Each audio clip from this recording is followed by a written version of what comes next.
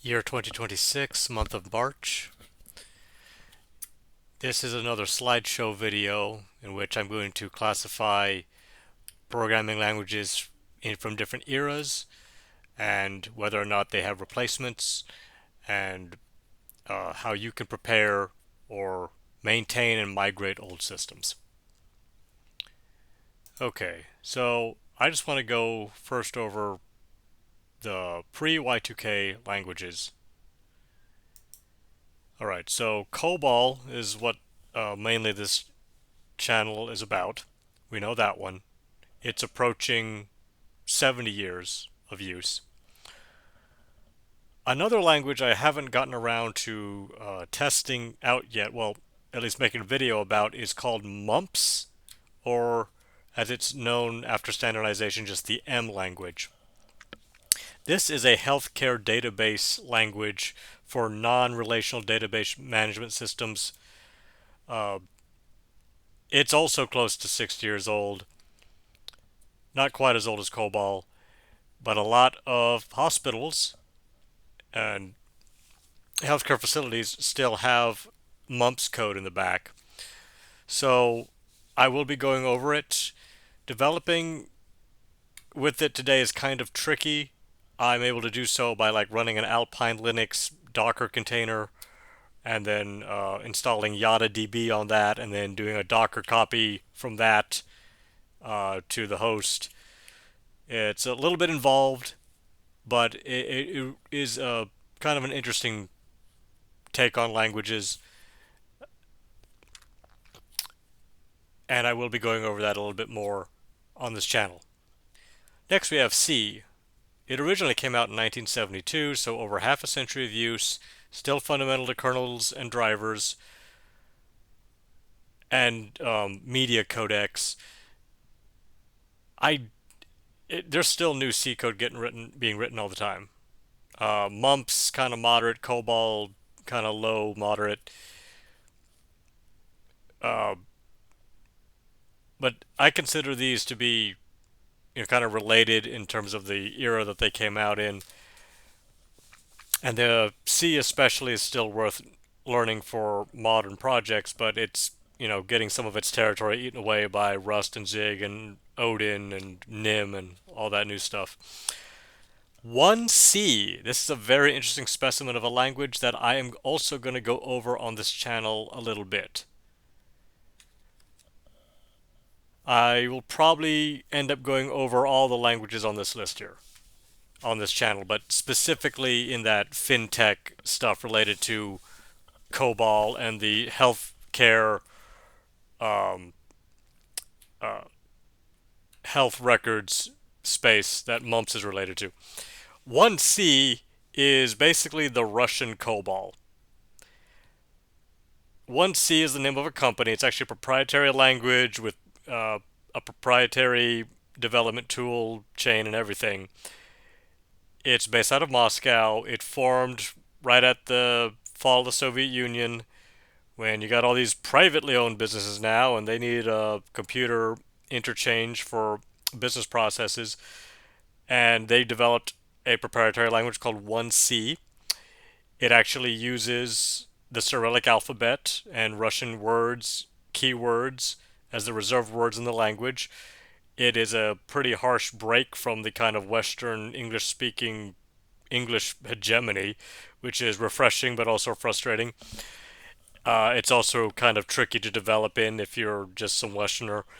But I'm going to try and look into that language too because uh,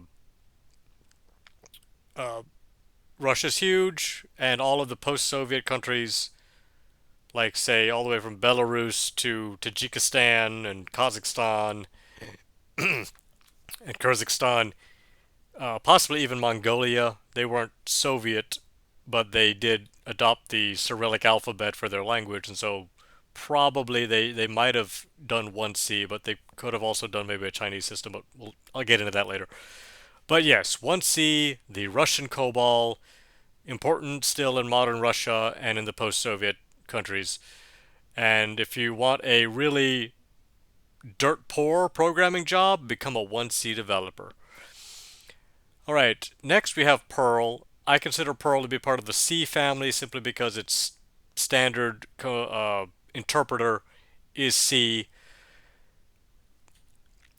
Perl still comes by default on Mac OS and most Linux distributions. It's really good for wrangling large bodies of text, but its use has dwindled over the years. But in the event that you do see it out there just somewhere doing something related to the fintech of COBOL or mumps, then I want to go over it a little bit. It's somewhat of a enjoyable language to me because it looks so dirty. It's kind of like how I think about programming before I flesh it out and make it nice. Next, we have good old Java. Java now has over 30 years of use. Uh, there's old Java that's still around, a lot of Java 8 systems. And when you encounter systems like that, you probably just want to migrate them to modern Java. And Java, along with C Sharp, C Sharp is technically came out in the year 2000, but I'm going to count it kind of in the pre-Y2K space with Java. Java and C Sharp are like these two, globs of languages that are the most common targets if you're going to migrate from mumps or COBOL uh, and Perl, I guess, for the fintech and medical health record space. Those are still what I would target if you're going to go from COBOL and mumps.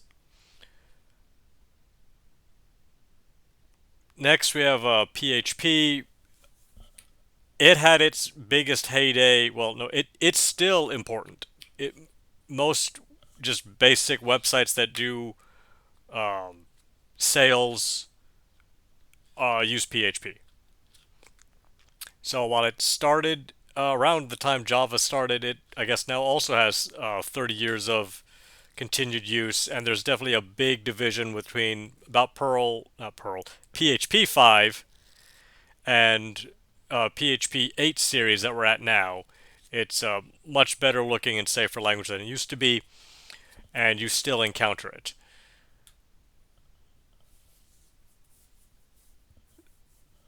So, other than Perl, I'm pretty sure you'll see.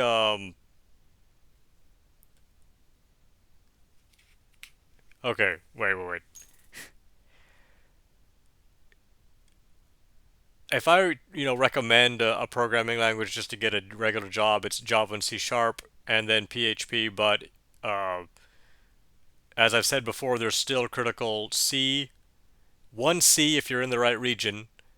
Perl, you may see that in some places, and of course COBOL and mumps in their spaces. Next, the post Y2K languages. It's 2026, so some of these have you know recent legacies. Ruby, especially Ruby on Rails, it had a big heyday back in the mid 2000s. It declined a bit, but there are some signs of life still in it, and there are still some Ruby systems that need maintenance. And so typically you aren't going to shift from Ruby to something else. Swift is Apple's language, just came out in 2014, and a lot of the native. It is a hybrid language, or it has a virtual machine, but it's just for Mac OS and iOS. If you're making uh, apps for iOS first, that's what you got to use is Swift. You have to use Xcode and everything. So that's actually more like greenfield, but there's going to be some legacy code you need to work with there. Go, of course, which is probably my favorite language for brand new greenfield stuff. I want to use Go in a Docker container, and that makes it very clean, I think, because we're just kind of skipping over a lot of the JavaScript kludge, and we're uh, avoiding I like my static types. I call them hard types. I like to know just what is coming out at the end. And when you use Go, you know what you're getting. Then we have the extended Java family: Clojure, Scala, Groovy, Kotlin. Everywhere you see Java, you could see these.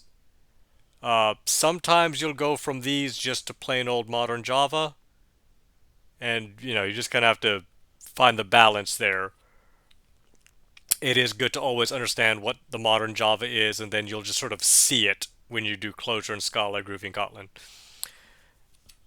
And since the 20 teens, a lot of the React framework families, such as React and Angular, and many more like Svelte and Vue, and well, there's a bunch. And so if you want to just, do all your coding in VS Code and stuff, uh, it's Ruby, Go, and the JavaScript family for sure. That's where they really thrive. And that brings us to today. Uh, some of these languages are going to be shifted over to newer ones, and some of them are just going to maintain. I have said before that my concern is that some of these interpreted languages burn up a lot of energy.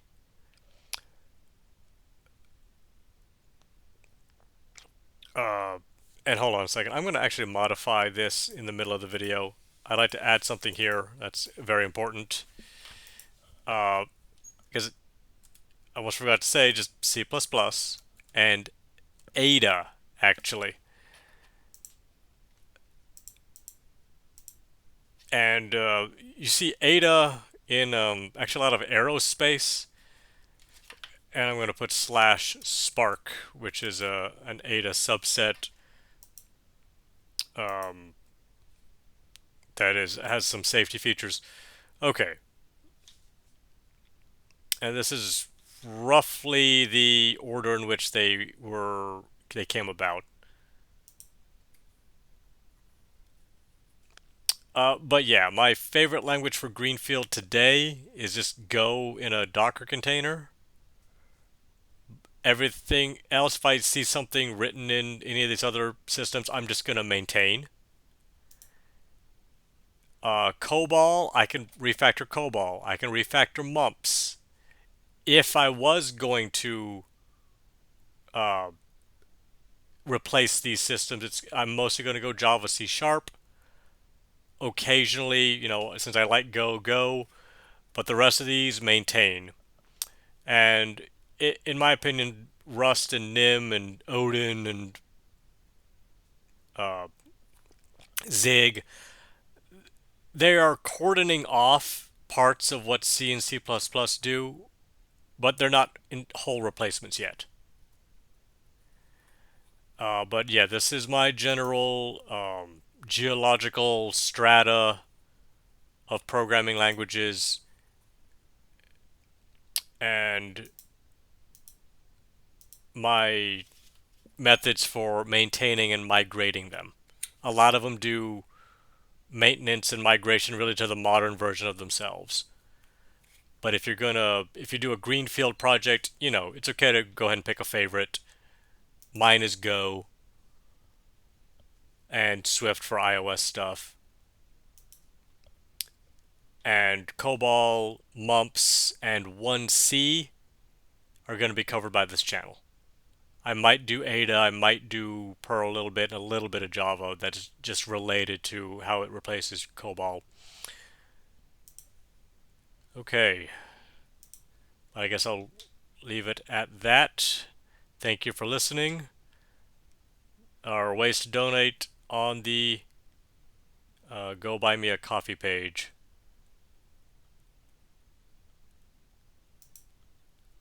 Thank you.